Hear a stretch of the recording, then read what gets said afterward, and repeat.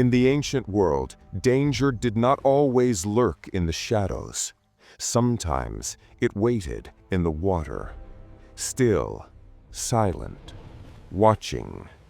For over 10 million years, a monstrous reptile ruled the rivers of North America, so powerful that even dinosaurs feared stepping too close to the shoreline. But the greatest shock is this. Early humans, thousands of years later, would step into the same river systems, never knowing that the footprints beneath their feet belonged to one of the most terrifying predators Earth has ever seen.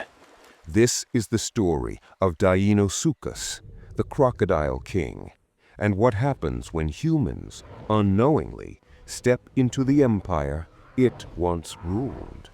Long before humans spread across the continents, a different kind of giant dominated the wetlands.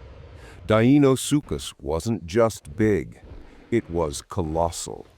35 feet long, up to 10 metric tons in weight, armor-plated skin thick as a shield, a jaw that generated more bite force than any animal in history, strong enough to crush bone, crush turtle shells, fracture dinosaur armor, and snap limbs like twigs. To predators on land, Deinosuchus was a nightmare. To creatures on the shoreline, it was death itself. Imagine the world it lived in. Ancient North America, hot, swampy, pulsing with life. Massive herds of duck-billed dinosaurs grazing near the water. Giant turtles, primitive crocodiles, and lurking below the surface, the true apex predator. Deinosuchus was not a hunter that chased. It was a hunter that waited.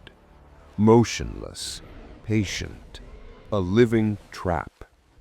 Every ripple in the river was a clue. Every footstep near the water's edge, a potential last mistake. When Deinosuchus attacked, the strike was unbelievably fast. A burst of explosive power, a violent splash, and then silence. No roar, no struggle, just the muffled turbulence of a giant dragging its prey beneath the surface. Its preferred hunting technique? The death roll. A brutal twisting motion that shattered bone and tore bodies apart in seconds. Not even armored dinosaurs could survive it.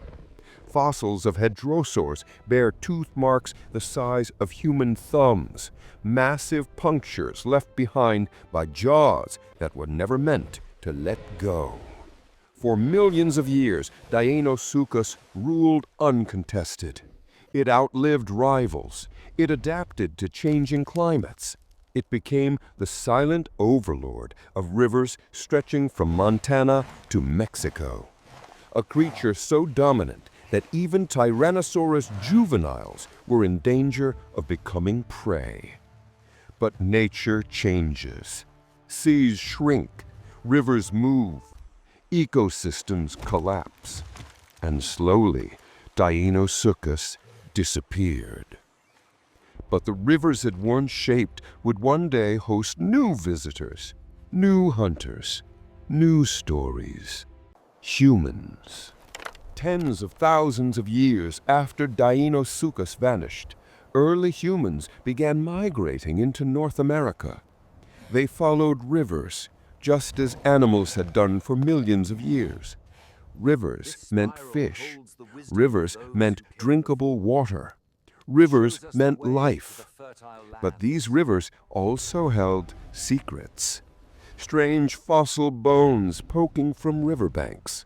Massive skull fragments larger than any crocodile they had ever seen. Jagged teeth shaped like bullets. Too big for wolves, too big for bears, too big for anything still alive. To early humans, these discoveries must have felt like signs, remnants of monsters that once claimed dominion over the land.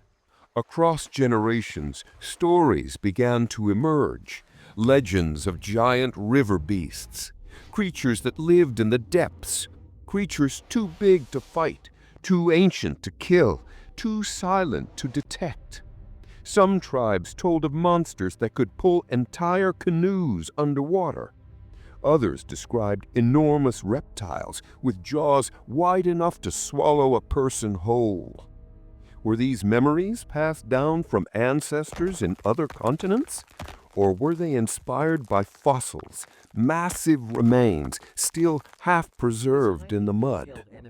We may never know for certain, but what is clear is this: humans sensed something. Even thousands of years after Deinosuchus vanished, its shadow still lingered. Modern research paints an even more incredible picture. Deinosuchus was not merely a giant crocodile. It was a unique evolutionary experiment, an ambush predator built on a scale rivaling marine reptiles. Its skull alone was 6 feet long. Its teeth were thick, conical, perfectly designed to crush rather than slice. Its body structure suggests it spent most of its life in water, using stealth and explosive bursts of energy to dominate its environment. In many ways, it was closer to a living naval weapon than an animal. And though it vanished long before humans arrived, the ecosystems humans later relied on were shaped by its presence. Now, imagine early humans exploring a river. They hear splashes, they see ripples, they feel something powerful moving beneath the surface.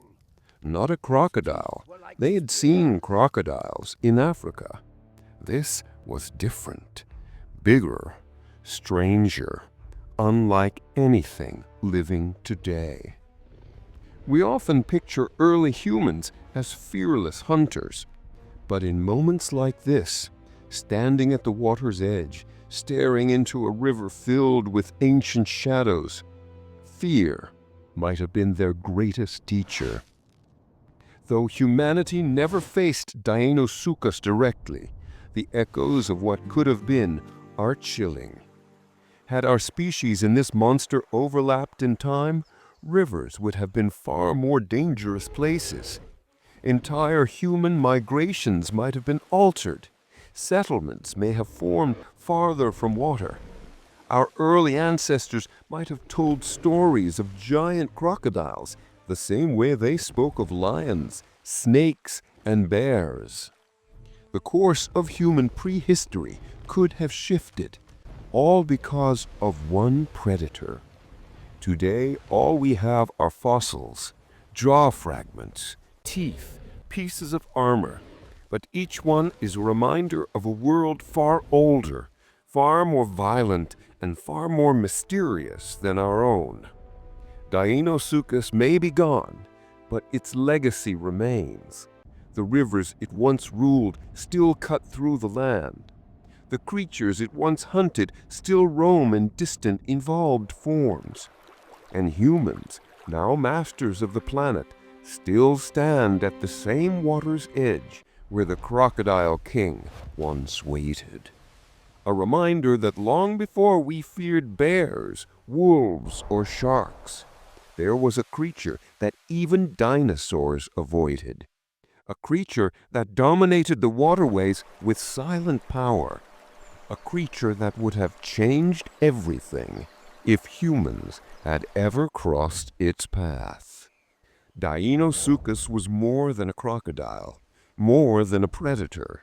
It was a force of nature, a living relic of an age when the world was wilder, harsher, and far more unforgiving. And though humans never met it face to face, the ancient rivers still remember. The fossils still speak, and the story of the Crocodile King still rises from the depths whenever we dare to look into the water and imagine what once waited below.